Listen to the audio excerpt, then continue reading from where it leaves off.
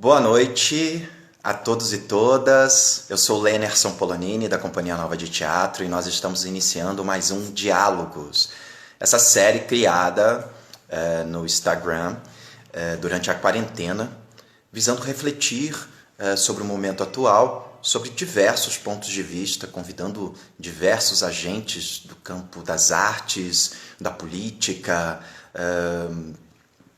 da religiosidade, enfim, pessoas que de uma certa forma têm dado aí a sua contribuição no campo do pensamento, nesse momento tão especial e tão sensível no qual nós estamos atravessando. Hoje nós temos o prazer de receber o querido Jurandir Valença, uma figura muito conhecida na cena teatral e das artes em São Paulo. Ele tem trabalhado incansavelmente nas curadorias, também no campo da gestão. Ele tem feito aí um trabalho muito importante. E o Jura, ele é jornalista, curador, gestor, artista, e tem feito aí um trabalho muito, muito, muito significativo, contribuindo aí quase que de forma decisiva para a implementação de políticas públicas aqui na cidade de São Paulo. Eu quero ver se o Jura ele está por aqui. Eu vou convidá-lo para fazer uma transmissão ao vivo, fria, em São Paulo. Olá, olá. Deixa eu ver se está bem enquadrado aí. Boa noite. Espera aí que você ainda não entrou para nós aqui. Tá. Ai, que maravilha! Oi, Jura, querido. Tá me Boa ouvindo noite. bem? Tô te ouvindo bem. Ótimo, ótimo. Então, Tô te muito ouvindo bem. obrigado. Muito obrigado pelo convite. Me senti lisonjeado, porque é um grupo de convidados especialíssimos. Então, é um prazer enorme estar aqui com vocês, todos aí que estão assistindo. Ah, eu é que agradeço, Jura. Jura, assim, você tem atuado em diversas frentes, né? Você é um artista, jornalista, curador, mas antes disso tem um passado CDF e na química. Sim. Conta um pouquinho dessa sua trajetória para nós. Olha, antes de pensar em ser artista visual, gestor cultural, qualquer coisa, eu queria ser químico, eu queria ser um cientista. Eu adorava alquimia, química. E aí eu fiz um curso técnico de química na escola, eu sou alagoano, então fiz um curso na Escola Técnica Federal e me formei em química, era um CDF, bem, né? Não fumava, não, cigarro, maconha, não bebia, não fazia nada, era completamente focado só apenas na química. E aí surgiu o curso de engenharia química lá em Maceió e eu entrei na primeira turma e cursei 2 anos. Eu era tão CDF e tão apaixonado pela química orgânica que fui convidado para ganhei uma bolsa de iniciação científica do CNPq na época. Mas a minha orientadora, ela descobriu na minha gaveta no laboratório livros de Virginia Woolf, de Thomas Mann, Graciliano Ramos, e ela começou a indagar se realmente era aquilo que eu gostaria de seguir. Né? E aí depois de 2 anos, e nós tínhamos conversas maravilhosas, porque o chefe do departamento e a minha orientadora eram leitores vorazes, adoravam literatura russa, que eu também amava. E aí, enfim, depois de 2 anos eu cansei, não consegui mais acompanhar os cálculos, as matemáticas da vida, e aí fui cursar jornalismo. Então eu tive essa passagem um pouco pela química.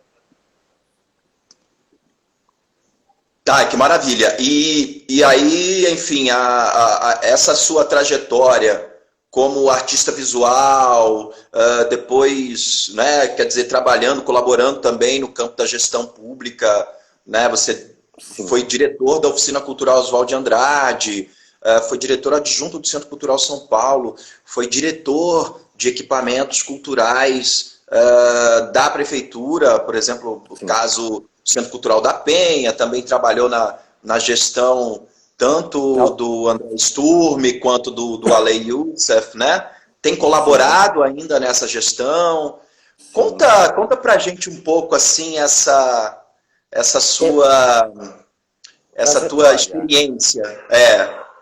Mas assim, eu acho que para chegar nisso, antes de tudo, né, quando eu estava lá em Maceió ainda, com 18 anos, eu li a Hilda Hilst. Tem essa relação com a Hilda que eu acho que é importante também, para quem não sabe, mas eu acho que quem está aqui Vamos na falar. live, quem Tá está na aqui deve pauta. saber. Mas eu saí de Maceió com o intuito de vir para São Paulo, Campinas, morar com a Hilda. Corta, enfim. Trabalhei em jornais em Campinas, colaborei para jornais em São Paulo, mas aí, em 2017, depois de uma estadia de 2 anos no Rio de Janeiro, que eu trabalhei na Benglo, fui acompanhar o início da Benglo, que é uma plataforma maravilhosa da Glória Uhum. Pires, da Beth Prado. Quando eu voltei para o estado de São Paulo, eu estava meio desorientado, não sabia o que fazer. Foi um ano de luto que eu perdi a minha melhor amiga, que morreu na época de H1N1. Então eu fiquei desarvorado e aí o André Sturme, ele tinha entrado, foi convidado para ser secretário municipal de cultura. E como eu Uhum. sou adepto daquela coisa, se você quer alguma coisa, você vai atrás dela. O máximo que você vai ouvir é não, né? E eu tinha trabalhado com o André na gestão, no Estado, quando ele trabalhava na gestão do Serra, do Sayad ainda, que foi quando eu fui, ele me convidou para dirigir, na época, o Sayad e ele, a Oficina Cultural Oswald de Andrade, que foi quando eu conheci você, inclusive. Né? Isso foi em 2007. Então, eu comecei na gestão pública lá em 2007, na Oficina Cultural Oswald de Andrade. Depois de lá, passei, aí voltei a trabalhar, enfim, o André me chamou de volta e fui trabalhar como diretor do Centro Cultural da Penha. Depois de 3 meses, ele me convidou para trabalhar na secretaria como o coordenador dos Centros Culturais e Teatros.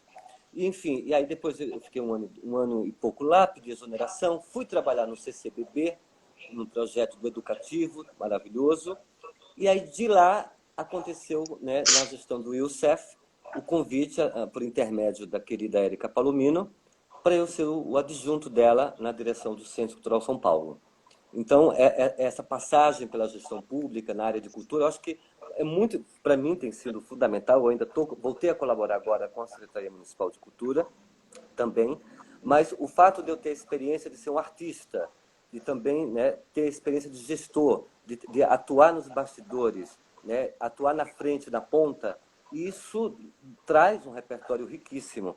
Eu acho que, de alguma maneira, a minha missão aqui, uma das minhas missões é colaborar com o outro, porque eu acho que essa pandemia, né, que eu brinco que é a pandemônia, ela trouxe uma mudança drástica na vida de todo mundo.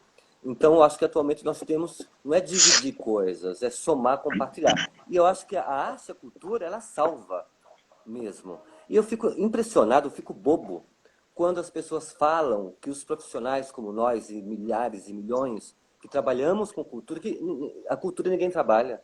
É um trabalho insano, descomunal que acontece nos bastidores, né? Isso, visto o trabalho de todos esses secretários, né, em suas respectivas gestões, é uma equipe gigantesca que é movida para promover e atuar, né, na área de gestão pública, na área de cultura.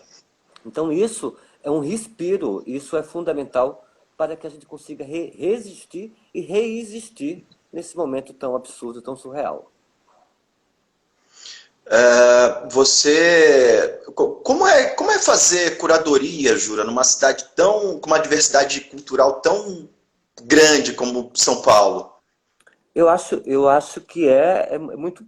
Como a cidade é plural, né? Eu acho que é muito rico e é um desafio, porque você tem várias opções. Hoje em dia, a arte contemporânea ela está muito disseminada, né? Desde Duchamp lá atrás, quando ele desmaterializou essa aura que a obra de arte tem, de lá para cá foi um rebuliço geral, né? Então, eu faço curadorias há mais de 10 anos, né? A minha entrada nas artes visuais, primeiro foi como fotógrafo, inclusive este ano eu tive o prazer de ter um livro de fotografia, o meu livro publicado pela Carcará, que é uma editora maravilhosa, Olha que que tem um trabalho. ótimo. Eu fiz um trabalho com Polaroids há 20 anos atrás e esse trabalho se materializou nesse livro. Então, por eu também trabalhar como artista visual, eu conheci muitos artistas.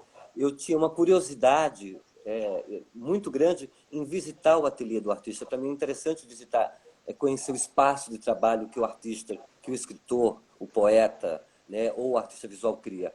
Então, eu frequentava muito ateliês, conheci muitos artistas e aí foram surgidas as curadorias, né? A curadoria, eu acho que é um Uhum. trabalho que soma, né, tem uma coisa muito pessoal, né, que é uma política pessoal que parte de mim como curador, as escolhas, mas a partir que essas escolhas vão se delineando, a gente vai alinhando com o artista, né? E vai tendo um tete-a-tete até... É um trabalho coletivo. Eu sempre vejo como um trabalho coletivo, uma curadoria. Que não é só eu como curador, né? São todos juntos. Inclusive os profissionais dos museus, das galerias, todos os envolvidos nessa rede. Tá. E você acha que São Paulo, por exemplo, quando você começou lá atrás, na Oficina Cultural de Oswald de Andrade, e até assim os dias atuais, mudou muito a cena, o panorama, Jura? Qual a sua percepção disso? Eu acho que mudou muito porque né, a internet, né, que é essa rede enorme de conexão, ela propicia hoje que você tenha acesso a diversos conhecimentos, a diversas plataformas, a diversos outros trabalhos de N outros, né, artistas pelo mundo inteiro. Então, e também houve, eu acho, uma mudança a nível pessoal, que o artista hoje em dia, né, ele tem que ser o seu assessor de imprensa também, ele tem que ser o seu produtor também, ele tem que planejar, né? Não existe mais aquela coisa do artista ficar na sua torre de marfim, elocubrando, pensando, né? Eu sempre falo que lembro muito o William Blake, que é um poeta que eu amo, aquela frase dele: aquele que deseja, mas não age, engendra pestilência. Então, o artista hoje tem que se mobilizar em várias frentes para conseguir que o seu trabalho chegue aonde ele quer que chegue, né, de alguma maneira. Então, acho que houve uma mudança muito grande, mas uma mudança excelente. Que maravilha. É interessante você trazer esse dado, não é? Do artista como produtor da sua obra, porque Sim, é realmente isso que acontece hoje, né? E isso também traz muito mais originalidade, também traz muito mais organicidade para os projetos. com Óbvio certeza. que você lidar com a burocracia, com os editais, com as questões de escritório, do dia a dia, né? Em algum momento gera algum conflito. Mas eu acho que o artista ele tem se adaptado cada vez mais a essa realidade. Né? Então é interessante quando você aponta essa questão, porque realmente é uma das mudanças assim bem perceptíveis, né, para nós. Olha, eu falo uma coisa, que assim, essa questão, essa passagem de artista para ser um gestor, durante muito tempo eu me senti muito culpado, porque assim, eu vim de eu me sentia com muita culpa, porque eu vinha de uma geração de artistas que eu fui acompanhando no decorrer dos anos, e muitos, né, se dedicaram com afinco à sua produção visual. Mas a minha vida eu sou meio nômade, sou meio cigano, então eu tive que, por conta da sobrevivência, porque quando o artista tem que deixar de ser artista e também ser produtor, etc e tal, é também uma questão de sobrevivência que ele está lutando, é o corre que ele está fazendo para sobreviver. Então, mas depois de um tempo eu descobri que o trabalho com a gestão cultural, o trabalho nos equipamentos públicos que eu trabalhei, né, que eu ainda colaboro, eles, de alguma maneira, é uma forma também de fazer arte. E isso amenizou um pouco a culpa, né? Que a culpa é um problema cristão que vive conosco eternamente. Tá certo. Recentemente você fez a curadoria de uma exposição da Hilda Hilst no MIS, né? Sim, É sabido também que você foi um grande amigo e colaborador da Hilda. sim. Queria que você dividisse conosco essa experiência. A experiência de ter, né, colaborado, convivido com ela, e essa experiência recente dessa exposição, que foi uma homenagem belíssima à Hilda. Essa exposição que é Revelando Ida Hilst, eu fiz com a Gabriela Araújo, que é uma amiga querida. Foi um projeto que ele foi pensado 10 meses antes ele foi pensado. E em dezembro do ano passado, quando era impensável a questão da pandemia, da quarentena, o MIS nos chamou, a Gabriela, a produtora executiva, e a mim, para conversarmos e aprovou o projeto. Só que isso foi antes do recesso de final de ano. Então, assim, nós tivemos um mês para colocar essa exposição em pé, né, sempre se preocupando que uma exposição sobre um autor, sobre um escritor, né, ela pode ficar uma coisa chata, estranha. Então, por isso que foi pensada uma programação paralela, muito interessante, né, para apresentar a Hilda em suas múltiplas facetas. Como eu falei anteriormente, eu saí de Maceió com 21 anos, com o intuito de conhecer a Hilda, e aí fui morar numa pensão em São Paulo, consegui o telefone dela, liguei para ela de um orelhão, e nos falamos, e ela me convidou para conhecê-la em um final de semana, em novembro de 1990. E Uau! houve uma empatia fenomenal. A Hilda, sem dúvida, foi a pessoa mais impressionante que eu conheci na vida até hoje. Eu acho que não vou conhecer outra pessoa como ela. E eu tive a honra e o prazer, né, de conviver e trabalhar com ela durante quase 4 anos. Em março de 91, ela, no final de semana, ela chega para mim e fala: Ju, eu gostaria de te fazer um convite, uma proposta. Eu queria te oferecer casa, comida e tempo. Eu não posso dar dinheiro, mas o tempo é muito mais importante do que o dinheiro. Se você quiser, eu gostaria que você viesse morar comigo. E assim aconteceu. Eu convivi com ela durante esse tempo, foi o período que eu mais li na minha vida. Morar com ela era um deleite, né? É claro que também, onde tem o mel, também tem o fel, né? Porque depois que você está morando, convivendo com o mito, você vai desconstruindo o mito, porque você vai participando do cotidiano dessa pessoa. Mas foi uma época de ouro para mim, de leituras incontáveis, de diálogos incontáveis em relação à literatura, onde eu vi o quanto é importante a disciplina de ler, né? O quanto é importante o conhecimento, né? Eu sinto que as pessoas cada vez mais leem menos, porque, claro, temos hoje um monte de plataformas, né, de filmes, de streaming, etc. e tal. Temos o smartphone, temos a vida na palma da mão. Mas o que está na palma da mão, que precisa também estar, são os livros, que é uma paixão que eu tenho avassaladora. Então a Hilda, ela me ensinou sobre isso, sobre ler, sobre conversar com os livros e sobre entender o poder que é o conhecimento. Tinha uma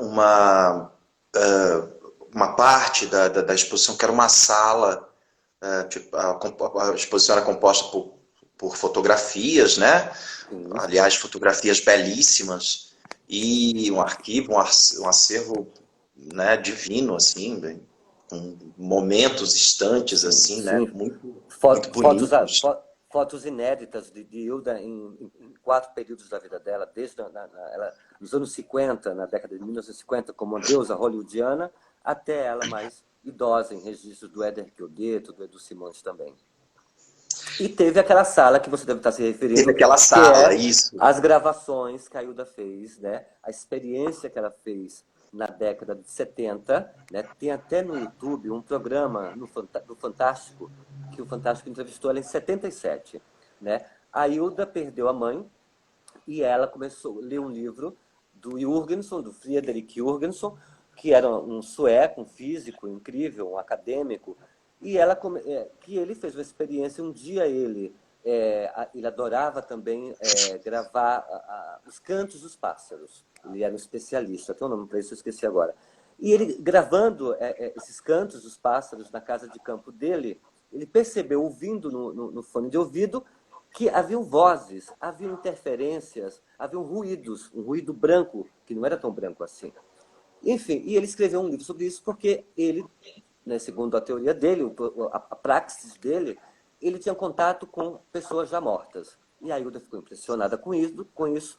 E durante anos, ela, com a disciplina ferrenha, ela fez experiências para tentar se comunicar com os mortos. Então, nessa sala, na exposição, né, que é um projeto da Gabriela Grebe, que a Gabi fez o filme Hilda Rios Pés de Contato, o ouvinte, o público, poderia ouvir a voz da Hilda, original, né, das gravações, enquanto ela pedia contato com os mortos, com a mãe, com Carlos Drummond de Andrade, com Samuel Beckett, com Kafka, com a Simone Weil, enfim. É uma coisa completamente louca, mas é maravilhoso, né? Você ouvir uma mulher do porte dela, né, pedindo: Clarice, você está aí? Sartre, caralho, alguém me responde, por favor? Simone de Beauvoir, então isso eu acho lindo isso, né? A arte propicia isso, uma experiência que transcende, que atravessa a gente. Não, é incrível. Eu fiquei meia hora naquela sala e ouvindo essas gravações que ela fazia de madrugada, né? Fazia em vários E horários.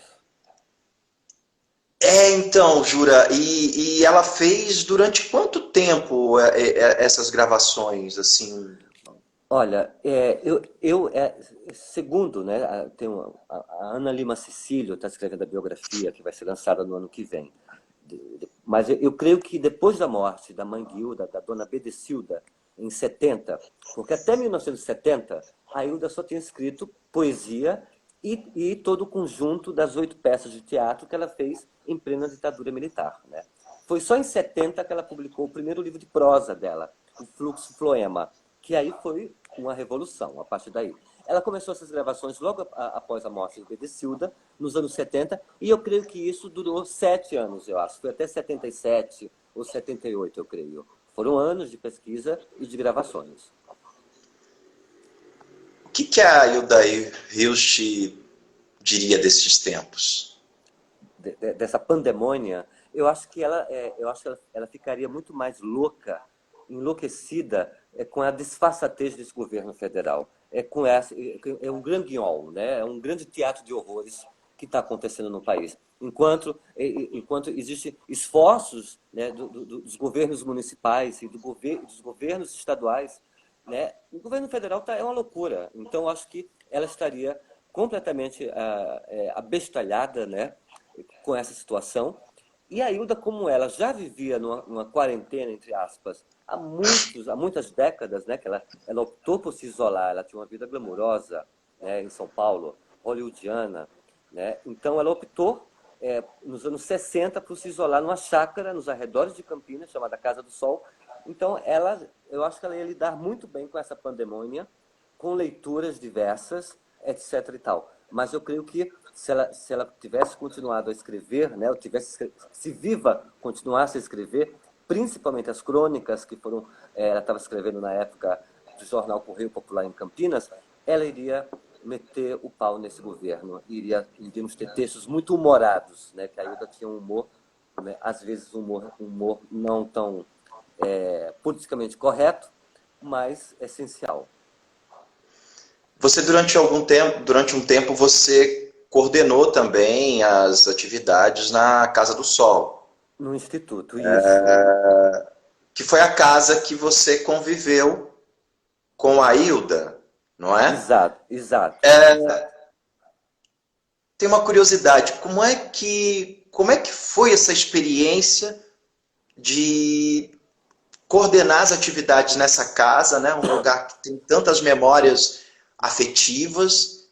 E como é que foi coordenar sem Hilda? Olha, isso aconteceu em 2012, quando porque a Ilda morreu em 2004. Os herdeiros, né, o Daniel Fuentes, que é o presidente do Instituto, a Olga Bilenque, que é a mãe dele, que amiga de Hilda e mora, né, dirige o Instituto hoje, lá administra tudo. Eu tinha posto um aviso na época no Facebook falando que eu procurava uma casa para mudar. Eu morava num sobrado com um cachorro, com milhares de livros, objetos, coisas. E o Daniel Fuentes tinha recém-criado um instituto que virou, que foi tombado, né, pelo patrimônio histórico local, enfim, e ele queria fazer com que o instituto andasse. E ele me propôs, disse, Jura, visto que você está querendo mudar de casa, você não quer voltar a morar na Casa do Sol com a mamãe, com a Olga? Né? Eu conheço o Daniel desde os 8 anos de idade. E aí eu titubeei, porque assim, eu iria voltar a morar 20 anos depois, né, que eu convivi lá na casa, praticamente, e sem a Hilda. Mas era um desafio também, e nessa época eu precisava de um isolamento. Então lá fui eu, fiquei 2 anos no Instituto, e junto com a Olga e o Daniel, nós criamos o projeto de residências artísticas, que existe até hoje, está parado devido, né, à pandemônia, à quarentena, mas foi uma experiência, eu tive uma experiência muito mágica e mística, digamos, na primeira noite que eu voltei à Casa do Sol, né? Que foi a seguinte: a Hilda tem uma relação muito grande, né, com os cachorros. Quem conhece a Hilda sabe da paixão dela pelos animais. E eu estava retornando à casa, então pedi licença aos elementais, né? Tem a famosa figueira da casa, que a Hilda conta a lenda, que lenda não é, é verdade. Se você tocar na figueira e ser assertivo com o seu pedido vai ser atendido. E eu sei que todos os meus foram atendidos e de muitos amigos. Então a casa toda é uma grande egrégora mágica, a Casa do Sol, até hoje. Quando eu voltei nessa segunda vez, eu lembro que eu e Olga choramos, rimos, relembramos o passado, bebemos vinho, ficamos ébrios, ela se recolheu e eu fiquei bebendo ainda na sala, vagando pela casa e em contato mental com os cachorros, com a Hilda, pedindo para que essa minha volta fosse bem-vinda, fosse bem recebida. Pois bem, teve um momento que eu sentei na porta da casa, em frente uma alameda de palmeiras, e tinha a Lili, uma cachorra preta maravilhosa, muito arisca, ela não era muito sociável, a Lili. E aí eu estava olhando para o nada, sabe quando você senta e olha para o além? E ali, ao mesmo pensando, eu pensava, Hilda, eu queria tanto um contato seu, eu queria tanto alguma mensagem sua falando, sim, Ju, bem-vindo de volta, você vai fazer um trabalho lindo. E, enquanto eu pensava isso, quando eu me detive, quem estava na minha frente era justamente a Lili, essa cachorra, arisca, em frente a mim, me olhando com uma profundidade que eu fico até hoje arrepiado. E eu tinha certeza que naquele momento era a Hilda, através da Lili, que dizia, Ju, não se preocupa, está tudo bem. Então, eu sou muito ligado a essas coisas espirituais. Eu acho que é muito necessário, nos tempos atuais, nós nos ligarmos ao mundo sutil, a sutileza, a ritualizar a vida, sabe? Então, uma das características mais marcantes, quem conhece o Jura, né, sabe, é justamente esse teu lado místico, né, essa sua relação com o sagrado e o profano, né? E você tem falado com frequência em ressignificar tudo. Você acha que essa pandemia ela tem trazido ensinamentos para a humanidade? Com certeza. Quando começou, eu tenho uma maneira de checklist, né? Eu faço muito checklist, então eu fiz aqui uma pauta, porque a gente vai falando e pode se perder. Em relação a essa pandemia, ela para mim teve um momento que eu fiquei desesperado. Acho que como todo mundo ficou descontrolado, porque ela, né, alterou o tempo, alterou como nós estamos lidando com o tempo. Mas mais do que tudo, ela nos obrigou a ficar confinados. E não é só confinados dentro das nossas casas, é confinado conosco mesmo. Então, essa pandemia, essa pandemônia, ela me fez perceber que existe uma sociedade, né, de desempenho, né? Tudo é um desempenho sexual, você tem que ser o melhor desempenho sexual, social, né? O capitalismo, ele é selvagem, ele devora você. Então, eu acho que esse momento fez com que cada um, e quem tem acesso a isso, quem quer fazer isso, e não é uma coisa fácil, uma viagem interior, uma viagem para dentro de si mesmo. É como se a gente voltasse para a caverna de Platão, entendeu? E a gente fosse vendo as sombras, né? Como dizia o Nietzsche, eu olhei para o abismo e o abismo olhou de volta para mim. Então, a coisa mais importante para mim nisso foi ressignificar o tempo, né? Reconhecer a minha casa, o meu espaço de vivência, porque a minha casa é o meu corpo. Por ser um nômade, um cigano por natureza, o meu lugar, o meu templo é o meu corpo, né? Mas além dele eu tenho a minha casa. Então eu me reconectei com a minha casa, com as plantas que nós temos, né? O Rafa, meu marido, meu companheiro, ele tem um dedo verde, então nós temos muitas plantas aqui. E eu pensei muito numa coisa interessante, Lenerson, em relação a essa pandemônia. É o seguinte, que como nós fomos obrigados a ficar quietos em casa, fixos, eu lembrei de uma leitura de um livro chamado A Revolução das Plantas. É um livro de um italiano chamado Stefano Mancuso. E aí esse livro ele causou um curto-circuito na minha cabeça. Porque, olhe bem, há 400 milhões de anos, entre 400 milhões de anos e 1 bilhão de anos atrás, durante o período evolutivo, as plantas, ao contrário dos animais, os animais eles optaram por se mover. Eles optaram na evolução por se mover em busca de alimento. As plantas não. As plantas se fixaram, elas elas escolheram justamente o oposto, a se fixar no solo, elas escolheram a imobilidade para continuar e elas se adaptaram a essa sobrevivência. Então, eu lembro que nesse livro ele fala, por exemplo, que em um alqueire, digamos, ou grandes distâncias, se existe uma árvore que está com deficiente de nutrientes, a quilômetros de distância, um ou outro conjunto de árvores percebem isso e pelas raízes, elas enviam conexões de nutrientes para essa árvore. Eu também fico lembrando que a internet ela é rizomática, né? Lembrando do Deleuze. É um grande conjunto de raízes rizomáticas. Então, essa pandemônia, fez com que eu me fixasse em mim e me reconhecesse de novo. Então, eu ritualizo com as plantas, eu sou devoto de Nossa Senhora, de São Francisco, eu falo com o meu anjo da guarda, mas eu também me apego, me agarro nas plantas. Nenhuma delas me respondeu, embora eu tive uma epifania uma vez, muito linda, que elas se comunicaram comigo.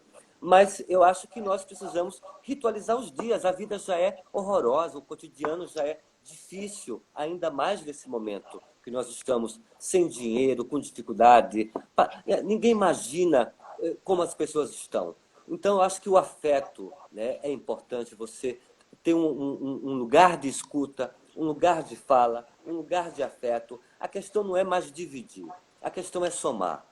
Né? Então, e eu acho que nós temos que resgatar o divino que nós temos dentro da gente. Tem um místico, um filósofo místico chamado Silésios, estou até com o livro dele aqui perto de mim. O Silésios é do século XVII. E tem uma frase maravilhosa dele. Ele fala, não pertences ao todo se fixo é o teu ser. Ele pega um pouco do Heráclito, aquele filósofo lá que falava, quando você mergulha no rio pela segunda vez, não vai ser nunca o mesmo rio, porque tudo é movimento.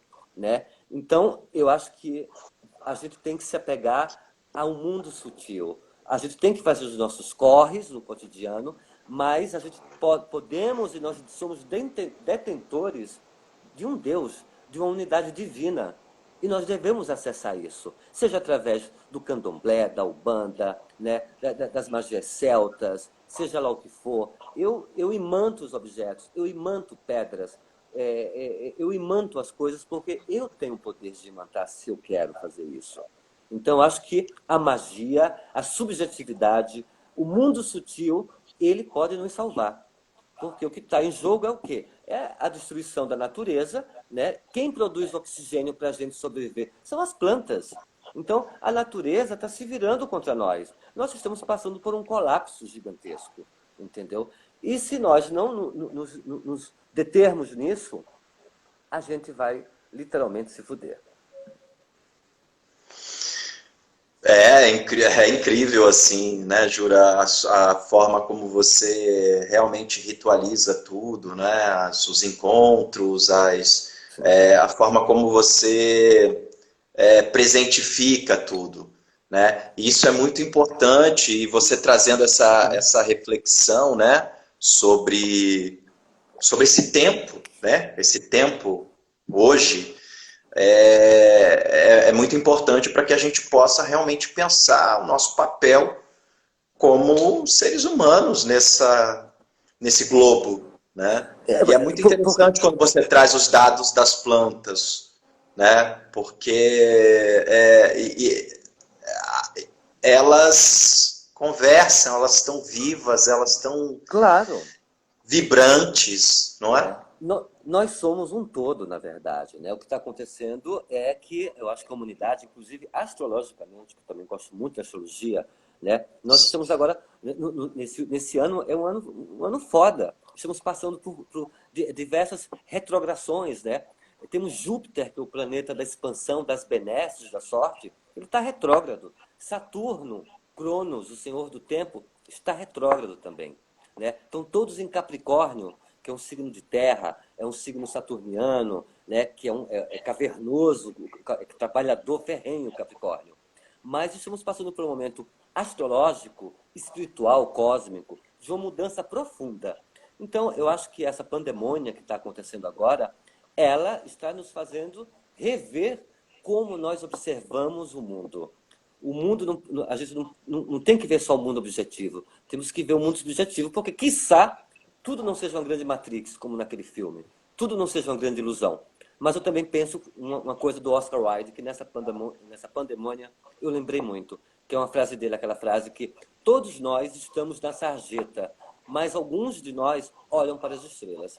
E eu olho para as estrelas, continuo olhando para as estrelas. Que lindo, inspirador.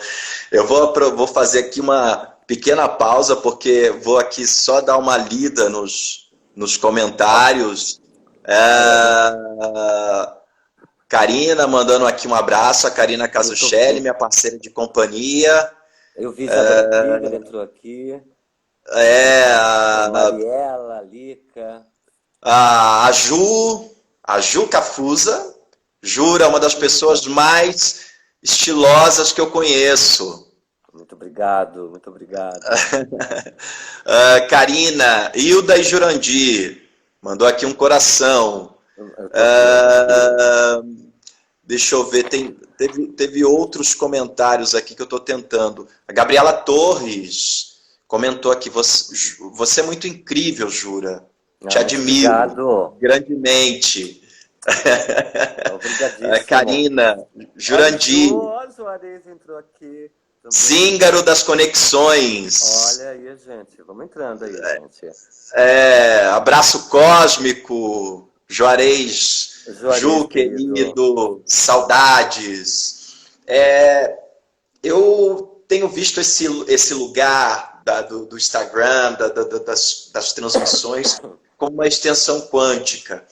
E está sendo muito importante para a gente poder se conectar, para a gente poder se abraçar, para a gente poder trocar ideias, para a gente resgatar esse lugar da conversa, do diálogo, né? Então a gente realmente está ressignificando tudo.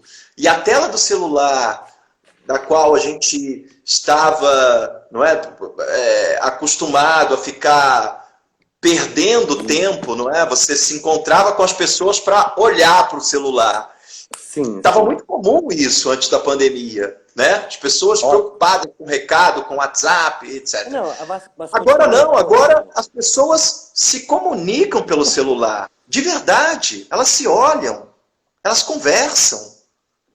Olha, eu confesso que eu fugia muito das lives, porque eu ia no banheiro, tinha uma live, eu ia na geladeira, tinha uma live, eu ia no micro-ondas, tinha uma live, né? Então, é uma loucura. Mas eu também entendo que nesse momento é o que tem para hoje, né? Como é que nós podemos? E ainda mais que temos o mundo na palma da mão, né? Por um smartphone a gente consegue sexo, a gente consegue drogas, a gente consegue comida, a gente consegue trabalho, trabalha por ele. Mas, ao mesmo tempo, essa situação que é nova, inédita, para mim, eu acho que não só os gestores públicos, a saúde, todos, nós estamos num grande labirinto onde esse minotauro é esse vírus maldito.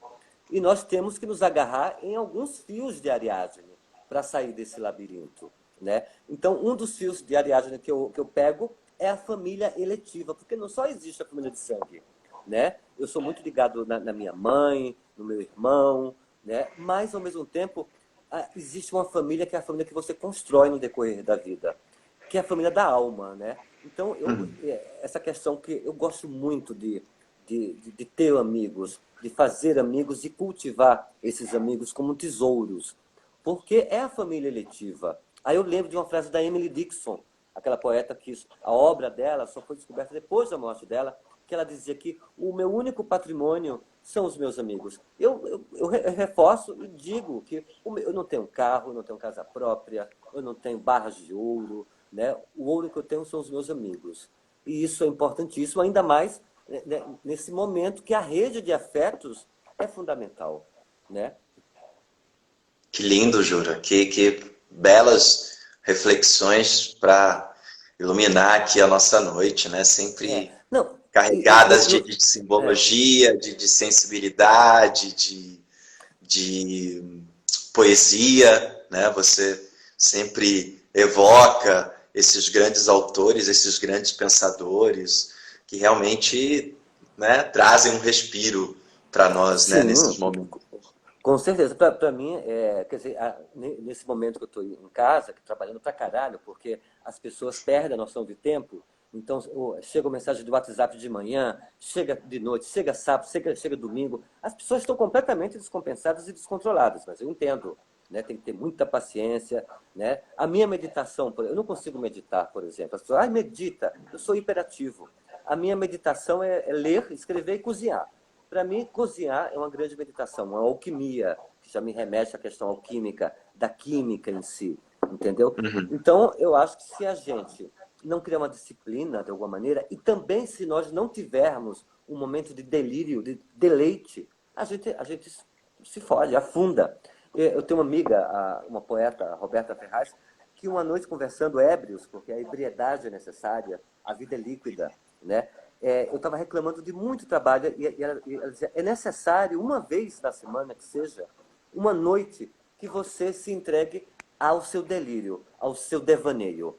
Então eu acho que as pessoas estão tão loucas nessa sociedade que exige um desempenho que elas esquecem desse outro lado, que é fazer o seu deleite, a sua loucura. É se embebedar com vinho, com uísque, de comida, de sexo, seja lá o que for. Mas ter um momento do deleite, do devaneio. Acessar, de novo falando, acessar o lado da sutileza da vida. Trazer um pouco de ebriedade, não no sentido alcoólico só. Né? Para mim, a ebriedade, o eros, para mim, por exemplo, a libido, durante essa pandemia, ela caiu muito, deve ter caído para muita gente a libido. Mas a gente esquece que a libido, o eros, não é só a carne. O eros é a vontade de viver, a curiosidade pela vida, né? É querer descobrir coisas novas.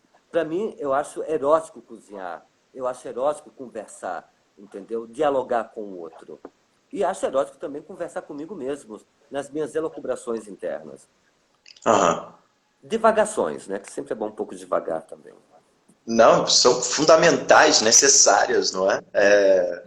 Nós, seres artistas, pensantes, nós nos alimentamos dessas divagações. E você está falando, né? Você tocou num ponto sensível aí, que são as relações, né? Como você vê as relações após a pandemia? Você acha que vamos passar a nos relacionar de outras formas, com nós mesmos, com os outros, com as tecnologias, com o mundo? Olha, eu acho que quer dizer, antes da pandemia e ainda hoje, né, as relações elas foram, digamos, teve uma interface que é a interface digital tecnológica, né? Tá. Os aplicativos de namoro, de sexo, né? Por exemplo, eu conheci o meu companheiro, o meu marido, pelo Tinder, né? Então, eu tive a grande sorte de conhecê-lo pelo Tinder. Então, antes era muito fácil você passar o scroll, você vai girando ali, rodando, né, o dedo e vai escolhendo ali. Havia e ainda há uma oferta muito grande de corpos, de afetos, ou desafetos, ou de sabores. Mas eu acho que as relações elas vão se ressignificar depois da pandemia, né? Pelo menos eu acho para mim, quer dizer, para muitos próximos, meus amigos próximos, que a gente conversa sobre isso, como você vai se relacionar com o outro. Porque imagina quantos divórcios, quantas separações, quantos feminicídios, quantas situações difíceis N casais estão passando. Casais que não se suportam, estão sendo obrigados a conviver juntos com os filhos, com N responsabilidades. Então é uma coisa muito complicada. As pessoas pensam as relações como algo de apropriação. E para mim, em uma relação com o outro, né, principalmente uma relação amorosa, sentimental, o que importa é a lealdade. Entendeu? O casamento é um contrato, é um pacto. Tem que ser tudo muito bem conversado, desde o início. Entendeu? O desejo sempre vai ser instável. Seja para um gay, seja para um casal hétero, para um casal gay, o desejo ele é móvel, o desejo se move por tudo. Então as pessoas, né, o sexo é um dos motivos de repressão maior que existe na humanidade. Né? A gente vê barbaridades. Por que a igreja, né, não permite que os padres casem, trepem? Aí acontece o quê? Ficam todos lá na pedofilia pegando os menininhos e as menininhas. Então existe uma grande hipocrisia. A igreja fez barbaridades, teve papas que faziam orgias, é sabido disso. Então, assim, eu acho um absurdo. Se eu fosse o Papa, eu ia abrir um pouco, quiçá, o Banco do Vaticano, entendeu? Eu ia tirar minha roupa lá na Capela Sistina, seja lá onde for, na Praça São Pedro, e clamar ao mundo né, por mais afeto, por mais vida e por mais desejo. Né? Parar com essa pulsão de morte e ter uma pulsão de vida, né? Que é isso que está faltando, eu acho, para as pessoas. Vou aqui comentar aqui Eu estou vendo que ler estão os comentando aqui comentários. forte. A Gabriela Torres, ela comentou aqui, a Flávia comentou ótimo, né? Referente aí à tua fala. A Gabriela Torres falou aqui, jura, penso tal qual você. E a Raviva, ela Da comentou família, aqui, mas falando. também teve o seu lado bom de Sim, sim, amor nessa concordo, pandemia. concordo. Uniu muitas Concordo. pessoas que se perceberam mais uns aos outros também. Quer A comentar? Paulinha, a Paula Rocha, ali, também te amo. Ah, eu concordo, sim, com o que ela falou. É óbvio que, ao mesmo tempo, uniu demais as famílias, né? Os pais mais próximos, né? Ou os avós, caso essas famílias também eram constituídas por mais idosos, pelos avós. Mas eu acho que houve essa aproximação, porque eu acho que existem as fricções, né? O mundo não é só feito de ficção, né? É necessária a fricção. Então, a convivência sempre é uma fricção, ainda mais em família. Mas, por um lado, eu também acredito plenamente que existem famílias que estão muito mais unidas e fortalecidas, e outras que estão se odiando, querendo dar um eject em cada um deles, né? Eu acho que sempre é tudo muito relativo. Num momento tão sensível como esse, né, dessa pandemia, qual o papel da arte? O papel da arte é nos salvar, é ser um acesso, um portal para o mundo subjetivo, para o mundo sutil. Né? Ver uma peça, né, mesmo online, uma peça de teatro, ou ver um filme maravilhoso, ou ler um livro que eu lembro até hoje que eu tive uma epifania lendo um livro do Henry James, que é A Fera na Selva, um livro fabuloso, que no final do livro, quando eu percebi aquela potência, eu tive uma crise de choro descomunal.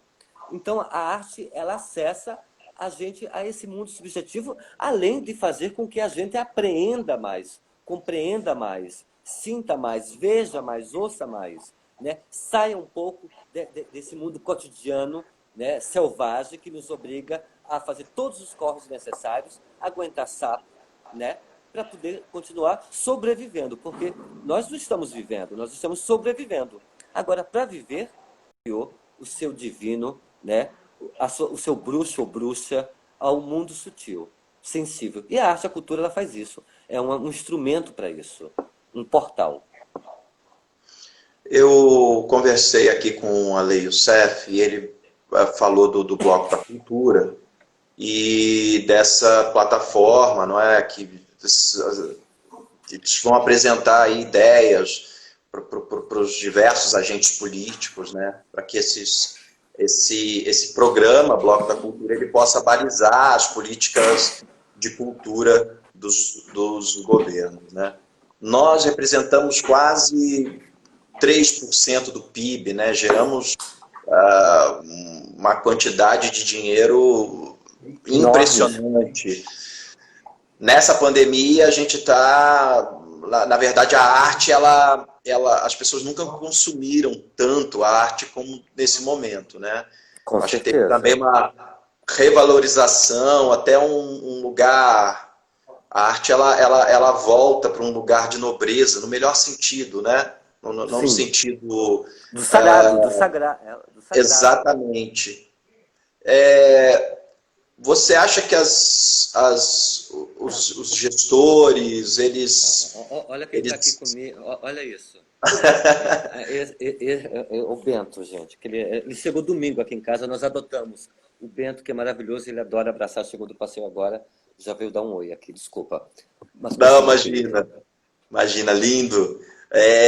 Você acha que os gestores eles vão estar mais sensíveis a essas pautas da cultura? Você acha que eles vão entender a cultura como um elemento fundamental na construção dessas políticas? Olha, eu acredito que o Alê, junto com o Bloco de Cultura, a Carlota Bengola, a Paula Rocha, que está aqui também ouvindo isso tudo, eles estão fazendo com que haja um projeto que possa ser coletivo, que possa somar, né, com plataformas de outros políticos, né, em outros estados, em outras cidades, Então, o que eu acho que o Bloco da Cultura está fazendo é uma coisa muito maravilhosa, que é perceber que é na soma, né, e também nas fricções que vão acontecer com esse somatório, que nós vamos encontrar soluções e perceber que a arte, a cultura, ela é fundamental economicamente, entendeu? E também mentalmente a nível de saúde, né? Você imagina se não houvesse nada disso, se não houvesse os filmes, se não houvesse os livros, as músicas, as pessoas estariam loucas dentro de casa, mais loucas do que já estão. Então, eu acho que a gestão, né, existem gestores que realmente pensam além do seu tempo, que procuram agregar, somar e compartilhar esse tipo de conhecimento que é uma bula, está sendo tudo muito novo, né? O que está acontecendo diante dessa situação, né, dessa pandemônia, é a gente fazer a roda de uma outra maneira. E isso também se faz na gestão pública. Então, eu acho muito positivo essa questão dessa plataforma, de somar esforços, não só no estado de São Paulo, mas também em outros estados. Que maravilha. Eu tenho esperança de que a cultura agora ela ocupe um lugar muito mais central nas políticas de governo, né? Conversei também aqui com o Eduardo Paes, ele está muito sensível para essas questões. Conversei, né, também com os secretários, com o Hugo, com o Sérgio Saleitão, conversei aqui com o Danilo. O Danilo tem defendido que um investimento pesado no campo da cultura, não é? Porque, inclusive, né, Jura, porque o país ele passa por a gente está vivendo um abismo, né, um aprofundamento desses abismos sociais totalmente. No campo do pensamento, né, essas fake news, esse bolsonarismo, isso causou um estrago tremendo. Fenomenal.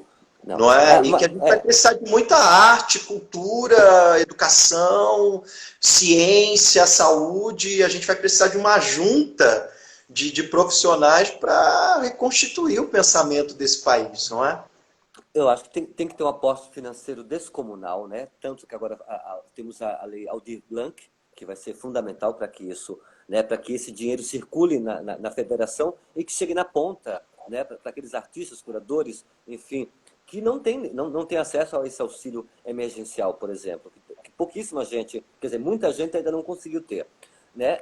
Mas o que acontece? Nós temos um governo federal que não faz nada, que só prejudica, né? Olha a quantidade de militares que estão no governo, né? Quer dizer, eu não acredito que vai haver de novo uma ditadura, porque nós estamos hoje em dia com a internet, nós temos acesso mais rápido à informação, nós temos mais poder de fala, né, poder de ação, mas do jeito que está, a coisa não anda. Tem que haver também uma grande revolução. Essa pandemia trouxe à vista, aos olhos vistos, né, o sucateamento do sistema de saúde, que é fundamental.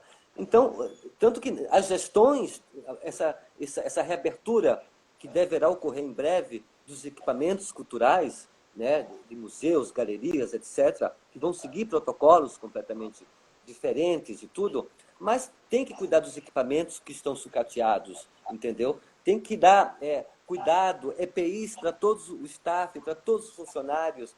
Como é que a gente vai... Eu fico imaginando as bibliotecas, o manuseio de livros, né, todo mundo de máscara ali.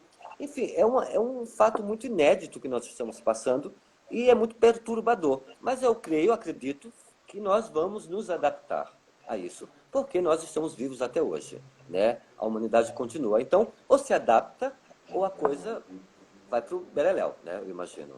Você tocou numa questão muito importante, que é os equipamentos, né? Os equipamentos públicos são equipamentos que eles precisam ser remodelados.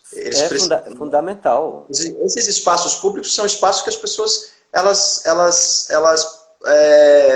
são espaços de frequência, não é? Então você tem que deixar esse espaço mais aconchegante para receber essas pessoas. Então é impressionante, por exemplo, que os teatros da prefeitura não tenham um bar, um café, sofás, bibliotecas, né? Que seja um espaço de convivência. Então os equipamentos públicos estão operando dessa forma. Abre uma hora antes de uma peça, estou falando de teatro, não é? abre 1 hora antes, vende seu ingresso, vai lá, assiste a peça, vai embora para casa e tchau. E eu acho que a experiência precisa ter essa experiência do pertencimento, de você estar num Claro. espaço público, num teatro público, de você Sim. encontrar as pessoas, de você tomar o café, de você dialogar, de você falar sobre as outras peças que estão no circuito, não é? Olha, mas isso, Lenerson, desde a gestão de 2017, né, que o Sturm vinha tentando implementar cafés nos teatros digitais, etc. e tal, mas existem ainda entraves burocráticos, jurídicos, que isso vem de gestões e gestões de muito tempo atrás. Então, existe um intento, a vontade, o desejo que isso aconteça, mas, ao mesmo tempo, somos atropelados na gestão por N demandas o tempo todo. E fora os entraves burocráticos, jurídicos que existem. Mas eu creio que, diante dessa situação nova que nós estamos vivendo, né, os equipamentos estão sendo olhados com mais cuidado, com mais carinho, né, procurando melhorias estruturais nesses equipamentos, para que as pessoas possam se sentir não só pertencidas, acolhidas, mas também protegidas, né? Os banheiros todos estruturados. Imagina, tem que ter álcool gel, tem que ter EPIs para os staffs. É uma fortuna também tudo isso. Aí tem É, licitações que mesmo em estado de emergência você pode deixar de fazer, mas enfim, são entraves que existem, mas eu acho que existe uma boa vontade aqui, né? Eu acompanho a gestão em São Paulo, dos claro. governantes, dos gestores, de tornarem os equipamentos e tornarem a cultura mais mais viva e mais pulsante na cidade, né? Cada vez mais. Tá certo. Gente, estamos acabando aqui a nossa live com Jurandir Valença. Queria Ah, ficou Rogério agradecer Gomes, demais a sua querido. presença, belas falas, Obrigado. belas reflexões inspiradoras que Obrigadíssimo. aqueceram aqui a nossa noite fria de São Paulo. E quero agradecer demais aí a tua presença, por você ter aceitado o convite. Muito obrigado por esse diálogo, querido. Obrigado a você, obrigado a todos aí, a todos os amigos e amigas queridas que estão aí, queridos. Então, alguém falando aí, ó, já acabou? Mas, mas foi ótimo, muito obrigado. Eu não tive tempo de responder as mensagens, porque estava aqui atento, senão me perco muito. Mas foi maravilhoso. Muito obrigado. Um beijo para todos que assistiram e todos que assistiram. E muito obrigado a você, né, Anderson? Ah, eu que agradeço, querido. Eu vou dar só mais um último recado aqui antes da gente encerrar, gente, que essa live ela fica depois disponível aqui no IGTV, tá? Então vocês podem replicar. Depois eu vou te marcar, Jura. Você coloca no Stories e as pessoas podem assistir a live, né? Ah, que ótimo, que bom. E Por também favor. a live ela também fica disponível em nosso canal no YouTube, Companhia Nova de Teatro. Quero convidar vocês para se inscreverem no canal e verem também, assistirem também os outros diálogos que estão disponíveis lá. Quero também dar mais um recadinho, que é a programação da próxima semana. Então, na próxima semana, nós vamos conversar Né? com a Maria Homem, a psicanalista. Ela vai vir aqui falar conosco sobre esses reflexos da pandemia. Vamos conversar também com o pastor Henrique Vieira. Ele vai trazer um pouco essa visão da espiritualidade também, né, referente à pandemia. E vamos conversar também sobre mídia independente. Vamos conversar com a Sinara Menezes, do site Socialista Morena. Então é isso. A programação da próxima semana está anunciada. Maravilhoso. Quero Ótimo. agradecer demais, gente, a presença de vocês. Então a gente fico muito feliz de estar criando esse Muito diálogo axé. com Karina, com a Rosa, com todos da Companhia Nova de Teatro. Querido, um beijo em você, um abraço em você e espero te ver em breve e te abraçar, tá bom? Também espero.